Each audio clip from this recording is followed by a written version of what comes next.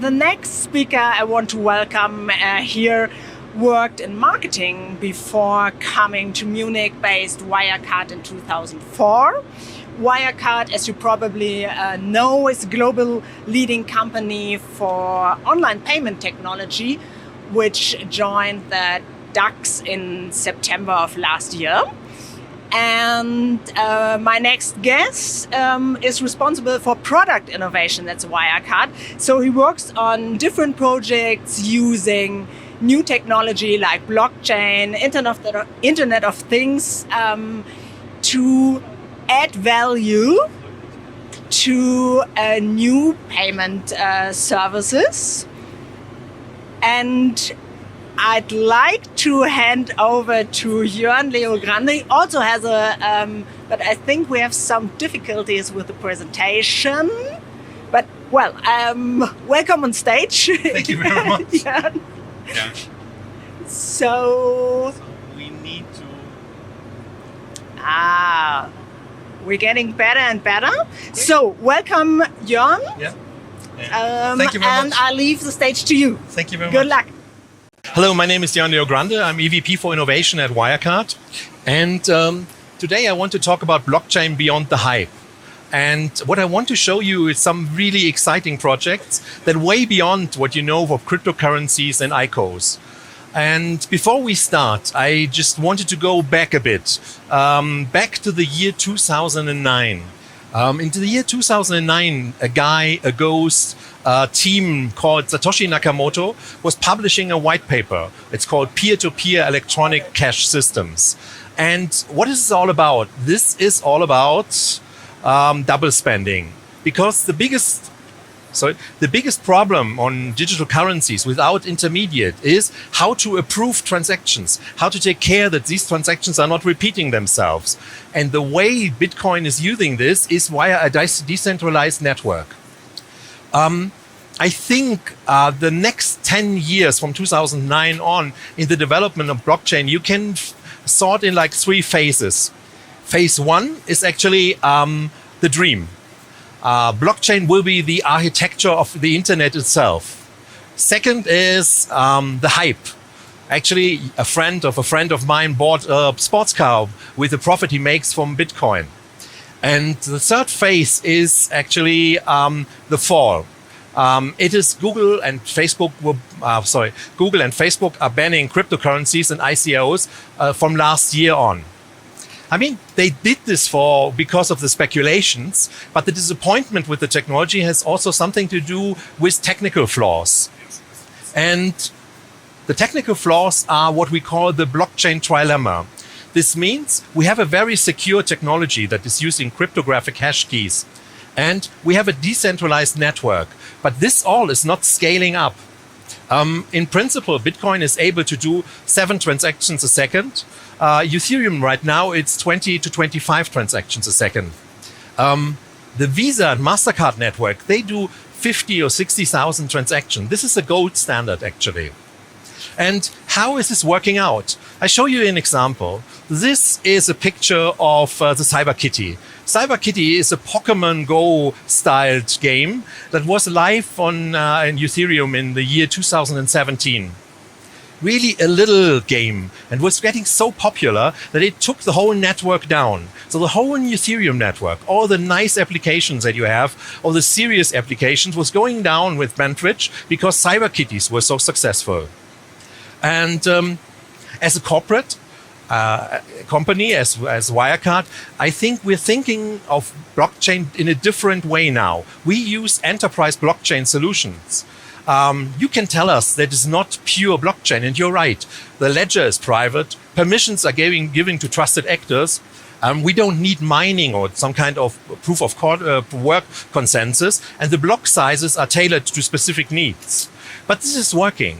In the case of Wirecard, I think we're looking at raw materials, loyalty, and we're looking at the digitalization of cash.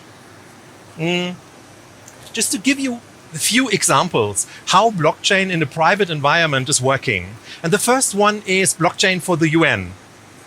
This is a picture taken in the Al-Zarak refugee camp in Jordan. I mean, this is not a refugee camp. This is a city of 1.5 million people. And what you see here, the woman, she's doing a payment based on Ethereum technology. She doesn't know blockchain, but she's using this every day for all her expenses. The way this was built up, this what the UN World Food Program started this program in May 2017. And the problem of the UN was they were using cash and closed loop systems beforehand. But cash in a refugee camp is causing corruption, is causing criminal intentions and stuff like this. And what is worse, you can't audit cash. And by leaving out the intermediates and taking this to Ethereum, they first are able to leverage the transactional cost going down 89%. And they make the auditing seamless in real time for everybody, for the NGOs, for the governments, for everybody who's giving money into the system. How does it work? I will not get into the details like we have only 12 minutes, but all entitlements and transactions are verified in real time in the blockchain. A virtual wallet is created for every refugee. He can be accessed by a feature phone or something. The blockchain is in the back end. And the nice thing is you can have certain as-if logics or smart contracts based on the token. You can say a certain amount of money you can use for food, for medical help, for entertainment. And this is new. You can't do this with cash or others. So you might think yourself, refugee camps is a quite niche thing.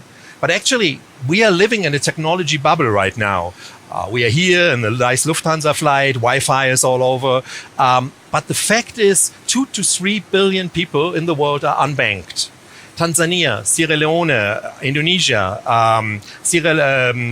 Libya. And we will not cater these people with ATMs and Visa cards. But with a blockchain solution, they can really make a change here. A decentralized, secure and transparent network. And these things will come in these kind of markets. The second thing I want to show you is something totally different. It's the President Street microgrid in Brooklyn. It's basically a P2P energy network. What does it mean? In principle, the President Street in Brooklyn is divided in two parts. In one, you have a lot of sun. On the others, you're basically in the shadow. And now the people in the sun were installing rooftops and producing energy. And they're selling it directly to the people who don't have access to solar power. In principle, this is a P2P engagement. There are no middlemen. There is no energy company in the background. It's just an app. If you want to buy energy, you can buy it by an app. And if you want to sell it, you can put it on the market.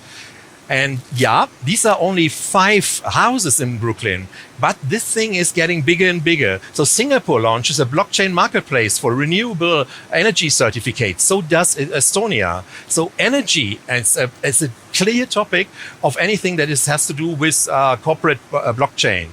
The last example I want to show you is raw materials.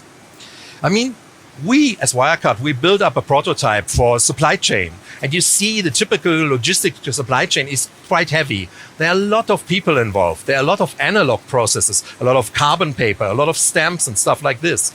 And on the other hand, I think the pressure on digitalization is getting bigger and bigger. Why is it? Because people worldwide want to understand where their goods are coming from.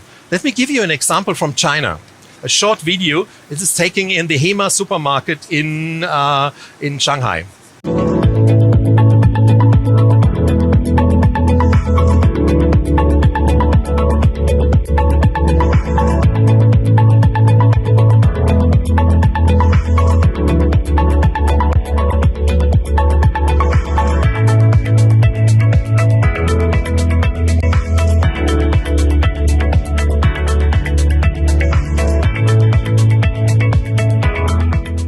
The thing that we have built up is the raw coin prototype. It's in principle a supply chain solution. We based on coffee because it's a 100 billion market that is combining a lot of information, the tracking of shipments, the product quality, transparency and weight calculation, and combining this with instant payment. And every transaction that you do on the network is there in smart contracts in real time. And we combine this kind of network with a raw token. This is a stable coin, and the stable coin is driving commerce. The raw coin is built on ERC20, and this is something where you really can set up certain as-if logics in the whole supply chain. And this is how it looks like. We created a marketplace for coffee producer and importeurs with every information available on the blockchain. And yeah, this is the marketplace like it looks.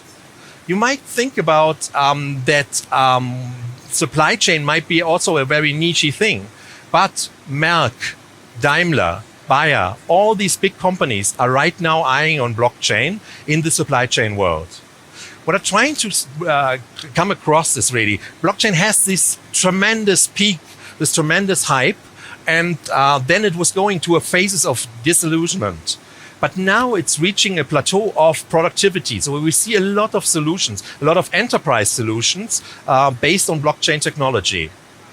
I mean, if you look at what companies are doing right now, there is a lot in development or in MVP state.